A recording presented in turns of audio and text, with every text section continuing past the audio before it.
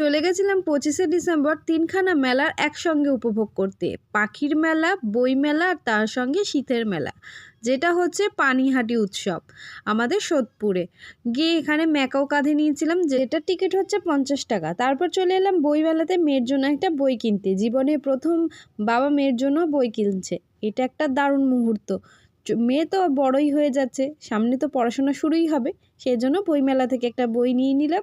মেয়েকে দেখাচ্ছে যে দেখো তোমার জন্য কিন্তু আমি বই কিনেছি। তারপর সোজা চলে গেলাম একটা সফট টয়েজের দোকানে, ওখানে গিয়ে মেয়ের জন্য কিছু কেনাকাটা করলাম। তারপর চলে এলাম পেট পুজো করতে কাবাবের স্টলে। গিয়ে ওখানে আমরা একটা রেশমি কাবাব অর্ডার করলাম, যেটা খেতে খুব ভালো ছিল। মেলা হোক বা যেখানেই হোক, খাবার দেখলে তো আর আমরা সামলাতে পারি না নিজেদেরকে। তারপর সেকেন্ড আমরা ট্রাই করতে এসেছিলাম পাপড়ি চাট। মেলাতে আসলে পাপড়ি চাটটা ম্যান্ডেটারি, কিন্তু একদমই জঘন্য ছিল খেতে, ভালোই লাগেনি। দেন সব শেষে নাচতে নাচতে এবছর লাস্ট পানিহাটি মেলাটাকে টাটা